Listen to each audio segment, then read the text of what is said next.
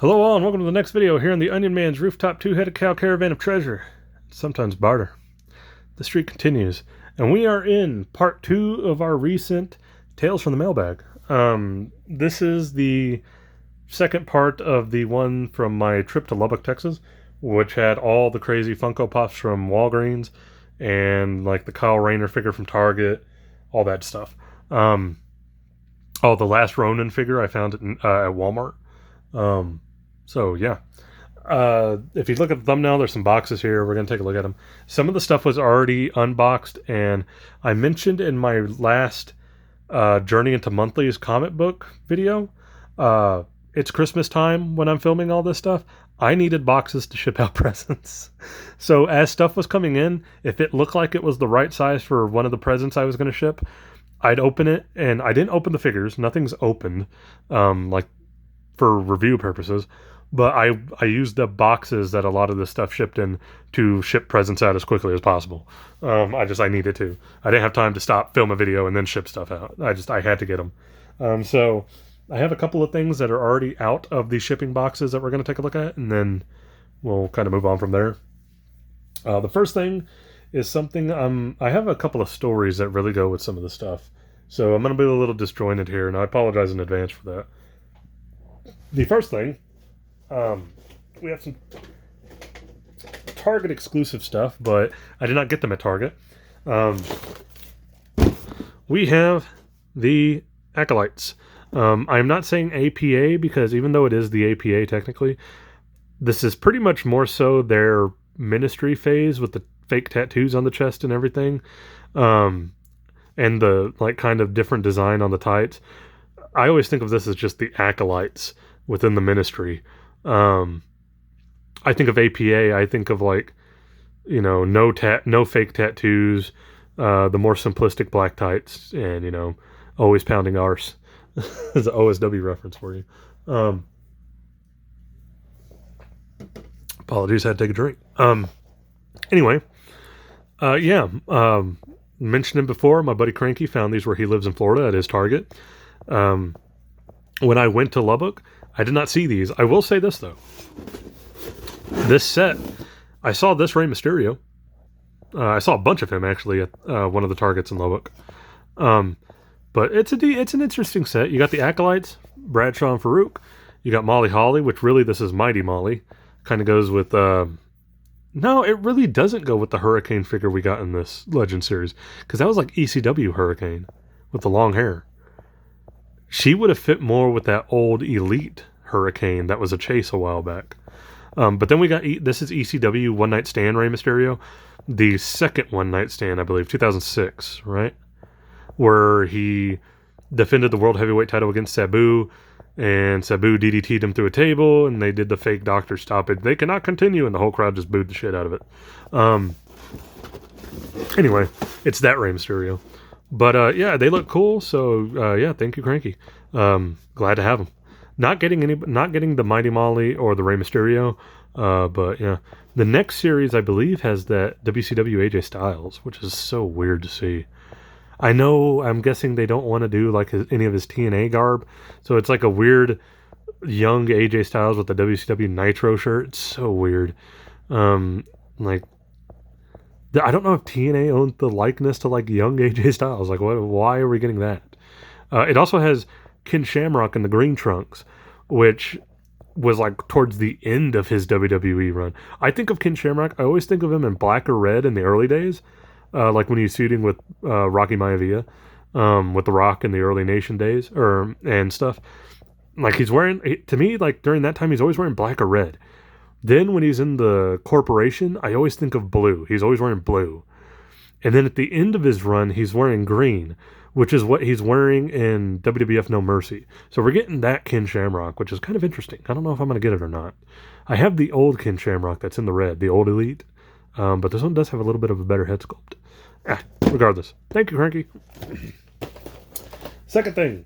Interesting story behind this one. We have King. Storm Collectibles Tekken 7 King. It's a pretty classic King. We've seen King in his wrestling gear in different Tekken games.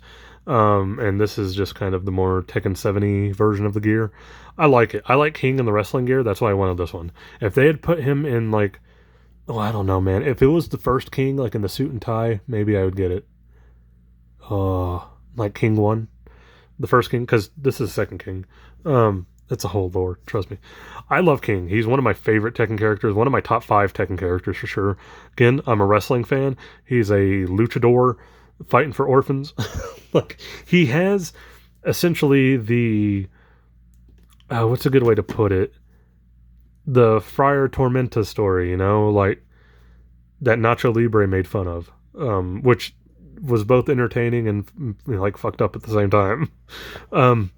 But he's the second King, so I guess you could kind of say he's more like the Mystico. If you remember Mystico, when, you know, before he was Sin Cara in WWE and then went back to Mexico and was Mestizes or whatever, he was, you know, he was the original Mystico, and I think he was like the student or something of Friar Tormenta. There's a whole story behind it. But this is kind of what this King is. He's like the second King. I know he's the second King. He made his debut in Tekken 3. And he was wearing like the tracksuit. But either way, it's King. I love King. I already have Heihachi. I bought the Storm Collectible Heihachi a long time ago before I was making videos, I believe. Was that before I was making videos, or did I just buy him and never make the video? I don't remember. Anyway, then I got King, and I already have Paul Phoenix on pre-order. So that'll be fun. We need a Yoshimitsu, but not like Tekken 7 Squid Yoshimitsu. I want like proper Tekken 2, Tekken 3, Tekken Tag Tournament Yoshimitsu. And then who else? Who could we get after that? Who else do I like? I don't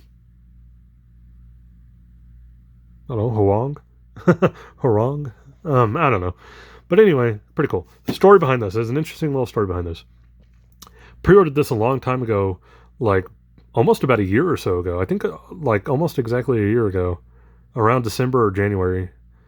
Pre-ordered it from Big Bad or not Big Bad Toys, Sideshow. You know, paid for it right there, paid for the pre-order. All they had to do was charge me shipping whenever it shipped. I noticed there's a lot of people getting theirs, and mine hadn't shipped or anything. Don't know why. In my mind, I'm thinking like, did they, for whatever reason, because I always pay through everything through PayPal, did like PayPal not go through? Like, were they not able to use my PayPal for the shipping? Why would that happen? I don't know. So I emailed them. They said they could not fulfill the order, and they just outright canceled it. Right there, gave me a full refund. Don't know what happened. I never got a reason why. I asked why, I never got a reply. It's very weird. And I love Sideshow. I have stuff still on pre-order from Sideshow. Never had a problem with them from anything I've ever ordered off there before. Except this. For whatever reason, they couldn't send me King. And they just gave me a refund. My guess, and I've never heard of Sideshow having this problem before. Maybe they have for other people, and it's something that's happened before and I just didn't know about it. My guess is that they just had too many pre-orders, and when they actually got their stock in, their shipment in, they didn't have enough to fulfill everybody's pre-order, and I happen to be one of those unlucky people. Just kind of my guess. I don't know if that's true or not, but that's kind of what I'm rolling with. That's the only kind of real explanation I could kind of come up with in my head. So when I got my full refund, I just went over and picked him up at Big Bad Toy Store. He was already available. He was already in stock, so yeah, there we go. He looks great. I thought he'd be a little bigger than this, but it's okay. Cool. Okay, so I got one more thing that I already took out of the box because I needed it for her present, but we're gonna take a look at that later because it kind of connects to what's in this big box, and it's a little bit of a longer story. So what we're gonna do is take a look at these smaller boxes, these smaller packages here. Take a look at that one last. We'll take a look at this one. This one is actually already opened, but that is because when I knew what it was, and when I felt it in this envelope, I got worried because it wasn't wrapped in bubble wrap or anything. It was just in this envelope by itself, so I got a little worried. But it's okay. It's fine. No damage, no harm, no foul. We've got the last piece for Starro. If you've been looking at any of my videos, then you know I've been buying each individual figure as they came out on Target's website. I would order them and then take out the Starro pieces and sell the figure because I don't give a damn about the Crime Syndicate. I just don't. I don't need those. But this time, I didn't even bother ordering Power Ring because I saw a bunch of these go up online and they were all pretty cheap, like $10. And I bought one. So, yeah, don't have to worry about trying to ship out an extra figure. Just went ahead and picked this up. I'll admit, the Power Ring looks cool. Like, I feel like when I first saw it, I was a little upset. It looks like it has some reusage from the Parallax Hal Jordan figure, especially on the legs, if you look real close enough. But I almost thought like it would make, like if you could customize that up, you could almost make like the Alan Scott armor from Kingdom Come. Or use the head as kind of like a Jon Stewart-ish head, like if you painted a little goatee on it. Either way, didn't need the figure, got the piece, so cool. And we'll build them. I actually, over here, I pulled these out just in case. Boom, we got the other pieces. So, at some point, I will have a video up building Starro. So that's fun. Cool.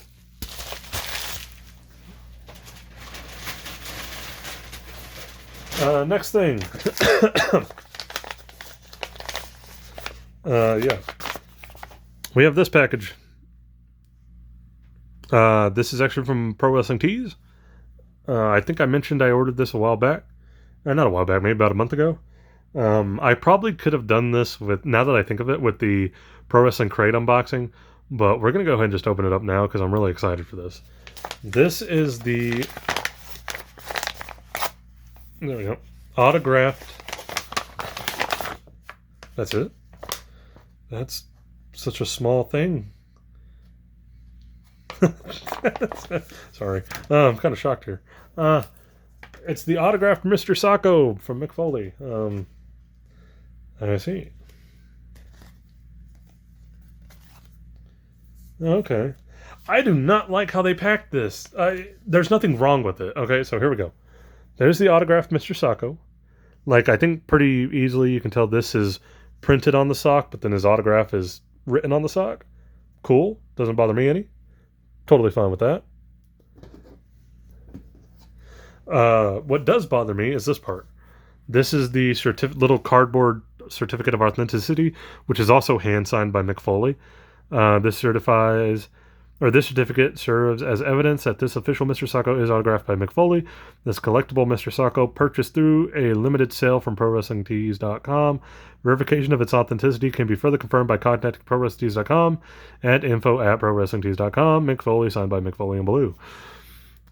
I don't like how this was just wrapped with the sock and then put in a janky thing. That bothers me. That could have gotten really damn... And if you even look at it, it does have some... Like when a trading card gets kind of bent there. That I don't like. I don't know why Pro Wrestling Tees did that. That's kind of dookie shoes. I love Pro Wrestling Tees. I love my Pro Wrestling Crate. I've said it many times before. My favorite thing to unbox every month is the Pro Wrestling Crate from Pro Wrestling Tees. Why they did it this way with this, I don't know. That's kind of disappointing. But no harm, no foul. It's in good condition, so I can't complain too much. But that just, I would have packed that so differently. I'm really happy to have this. I've been thinking about buying like a little frame for it. I love Mick Foley, so yeah, had to get this. We'll put that to the side over here. Next thing, we have a small box.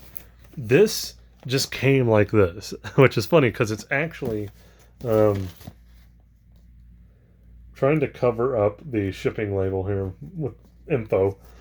That's how it came, just like this, in a blank Hasbro box. Now, this connects to something I talked about in the last video.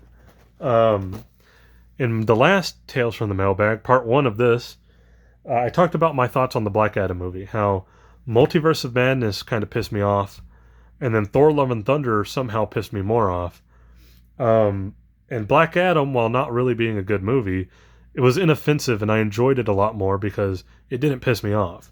And I mentioned in that why I thought specifically Thor Love and Thunder pissed me off. Even though I kind of like the Jane Foster stuff, and even though I think you could have really done more depth with that. Because I like Jane Foster's run in Jason Aaron's Thor run. And how I thought, like, Taika Waititi might have just overindulged too much there with all the funny stuff. But the thing that pissed me off the most about that movie and really upset me was the way they did gore. I think Christian Bale could have been a fantastic gore. The material given to him did not suffice. It's kind of how, like, Ben Affleck should have been the best Batman, but the material was ass, so it sucked. I feel like that's how Christian Bale's gore is. He's fantastic in that movie, but the material did not fit gore, what I expect of gore. And I know movie, comic book is different. In the comic books, Gore is a son of a bitch, man. He is a crazy-ass villain. He's one of my favorite villains of the last, 10 to 15 years. And he deserved a lot better than what was in that movie. I bring all that up because this is the Amazon exclusive Gore Marvel Legends. Comic book Gore. So we're going to take a look at real Gore here.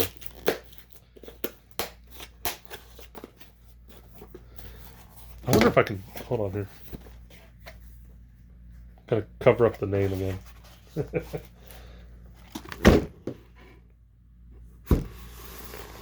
Boom! That was perfect. I like that. I don't know why I did it that way. I just wanted to. There he is. Gore the God Butcher. He looks good. I know there are some people complaining because... is he pinless? I thought some people were saying he wasn't pinless. I thought that was like the big complaint. He wasn't quite pinless. I don't know. He looks pinless. But this is Amazon exclusive. He's the latest kind of random ass villain that's Amazon exclusive. It's weird. Walgreens and Amazon are getting exclusive villains. So yeah, we got Gore, comic book accurate Gore. I love it. I really do. I like it. He looks great. I can't wait to open him up. Also, I already pre-ordered the classic Amazon exclusive Ronan the Accuser. So that'll be fun once it gets here. But yeah, it just shipped in the Hasbro box like that. No box within the box. Like the Sergeant Slaughter had. But that wasn't an exclusive. That was something else. Anyway, glad to have it. Love Gore. This is the Gore I expect. Okay. Last couple of things. We only got a couple of things left. We have the big box, and then the other thing, which I've already opened because I needed the box for a present, but it connects to this box. And it's a little bit of a long story, and I'm going to try to go through it real quick. So, any collector who might be familiar with Megalopolis might cringe when they hear that name. I do. Because I had about 3 different things pre-ordered on Megalopolis when they just randomly went out of business and didn't tell anybody. Now, I know there's a lot of other stuff behind that story. People kind of knew. Some people knew it was coming. Some people didn't. For somebody like me who orders in so many different places and it's hard to keep up with the business aspect of it, I didn't know Megalopolis was just going to up and close like that. Especially because of how many people were still using their advertising. Like Tory review people. Now, I'm not somebody who's... I have no advertisers. I have nobody paying me. But... I just found it weird that, in all these review videos I'm watching, there were still people mentioning Megalopolis, even though they were going under. It was just kind of weird to see. And the first thing that I pre-ordered from them was the Mad Balls figures. Mad Balls Wave 1. And I remember when they went under Premium DNA, a lot of people were wondering if Premium DNA was going to fulfill those orders, what was going to happen with refunds, because when Megalopolis closed, you couldn't even get into your account orders. It was like, did you just lose money? What happened? And Premium DNA sent out emails saying, no, we will fulfill these orders, which I commend them for. They won me over by doing that. That's really good of them. And then they ended up on Big Bad Toy Store, so you can get Premium DNA on there, all that stuff. And then eventually, Mad Balls, they shipped out. I got them. I unboxed them here on the channel. They're awesome. I love those figures. They're great. And then a little bit after that, I got another email about Barnyard Commandos. Spoiler alert. I'm just going to tell you now. That's what's in this box. That they would be fulfilling those and shipping those out. All that good stuff. Cool. Eventually, they came in. Happy about that. We'll unbox those in a minute. The third thing I had pre-ordered, which I believe I pre-ordered it after the Wave 1 of Mad Balls. I'm pretty sure I pre-ordered it before Barnyard Commandos. That I never got an email confirmation for from Premium DNA. And I couldn't get into my old orders on Megalopolis because it doesn't fucking exist anymore. Was the Trash and Pumpkin Mad Ball. I pre-ordered it on Megalopolis when it went up, and never, like, after Megalopolis shut down, I had gotten the email about Mad Balls Wave 1. I had gotten the email about my Barnyard Commandos. I never got an email for Trash and Pumpkin. And about a month ago, I noticed there were people getting their Trash and Pumpkin in the mail.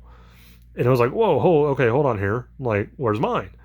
So I emailed them, and I asked the guy, or whoever it was, are y'all honoring Trash and Pumpkin too? And, they were very respectful and, responded, yes, they were. It should be shipping out this week, et cetera, et cetera.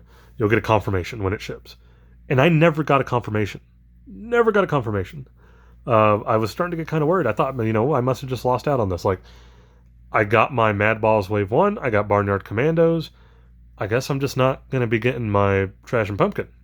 Especially after these came in last week. I really just figured, like, I'm not going to get my Trash and Pumpkin. Never heard anything. So just chopped it up as a loss. Randomly in the mail, random box came in. A whole month later, we got Trash and Pumpkin. So I never got a confirmation that it actually shipped like I did with Wave 1 of the Mad Balls or Barnyard Commandos. But it came in, so no harm, no foul. I like Premium DNA. I enjoyed Mad Balls Wave 1. Love them. They're fantastic. I'm sure he's going to be just as good. I'm sure the Barnyard Commandos are going to be pretty good. From their website specifically, I've already pre-ordered 2 of the Earthworm Jim figures, so that'll be great. I believe I have a couple of the Battletoads ordered as well. But I think I got those through Big Bad Toy Store. So yeah, and I will also, depending on what characters they release, I will be getting Clay Fighters as well. I love Clay Fighters. Horrible game. Love the characters though. So yeah, we got Trash and Pumpkin. Again, he's already out of the box here because when it came in last week, I was like, that's the perfect size for my brother's gift. And then I boxed it up and I sent it out. So we got him. But that connects to our last box here. Again, I already told you these are the Barnyard Commandos. Pre-ordered them on Megalopolis. Megalopolis decided to just no-show their event, to use some wrestling terminology. And Premium DNA confirmed that they were going to fulfill these. I eventually got my confirmation that they shipped. They got here a couple of weeks ago. So, yeah. Take a look at these guys.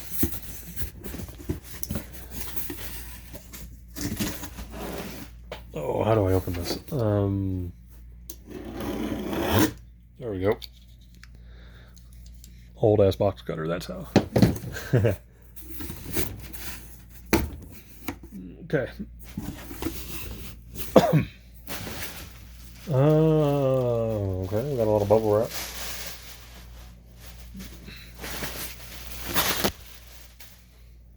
Yep, all 4. Okay. Okay. These are in an actual box. Ooh, okay, so I like the Trash and Pumpkins and the Mad Balls before them. It's not a slipcase. Oh, yes, it is. Yeah, because the Mad Balls were slipcases. They were just like taped at the top. I forgot that. So we have Private Side-O Bacon. And yes, I have seen the original Barnyard Commando show. I have a cousin who had a illegal VHS copy of that. Like they recorded them. So that was always fun. We have Sergeant Woolly Pullover. Ooh. We have Major Legger Mutton. And last but not least, we have, that box. Corporal. I'm going to leave that out of the way real quick. High Ondahog. Cool. See if we can get these kind of like out of the slipcase here. Oh, yeah. Okay, first off, these are bigger than I expected. Kind of like the Mad Balls figures. These are bigger than I expected. And they look full-ass fucking articulated. Whoa. These look fantastic. So that's side of bacon. Side-o bacon. Private side-o bacon. It's like a major legger mutton. I'm not gonna, oh, it came off anyway. Cool. Looks good. Woolly pullover. I think this is my favorite one just because he looks crazy. And then last, Corporal High on the Hog.